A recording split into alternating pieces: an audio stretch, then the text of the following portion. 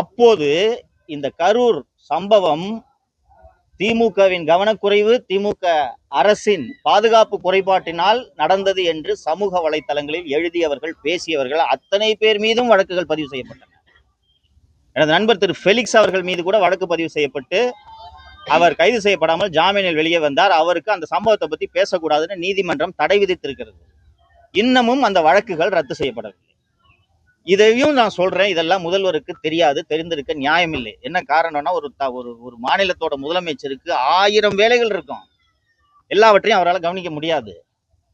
ஆலோசகர்கள்னு இருக்கக்கூடிய அந்த 1/2 டஜன் பேரும் இந்த அரசு நியமித்துள்ள அதிகாரிகளும் தான் இதை முதல்வருக்கு எடுத்து சொல்ல வேண்டும். முதல்வர் எங்க கட்சியோட தேசிய செய்தி தொடர்பாளர் மேல திமுக போட்ட பொய் வழக்க ரத்து பண்ணாதீங்க, நடத்துட்டோம், அவர் போட்டுங்க ஜெயிலுக்குலாம் முதல்வர் சொல்ல போறது இல்லை.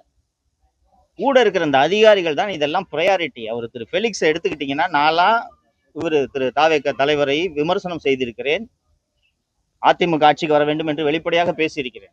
திரு ஃபெலிக்ஸ் அவர்களும் அவரது மகளும் வெளிப்படையாக பிரச்சாரமே செய்தார்கள். தாவேக தான் வர வேண்டும், எங்கள் தலைவர் என்றே ஃபெலிக்ஸ் பேசினார். அவர் இன்னும் 20 கேஸை பேஸ் பண்ணிக்கிட்டு கோயம்புத்தூருக்கு ட்ரையலுக்கு அலைஞ்சிக்கிட்டு இருந்தாருன்னா அப்புறம் நீங்க யாருக்காக தான் உதவி பண்ண போறீங்க? அதனால முதல்வர் அவர்கள் தலையிடுவார் என்று நம்புகிறேன்.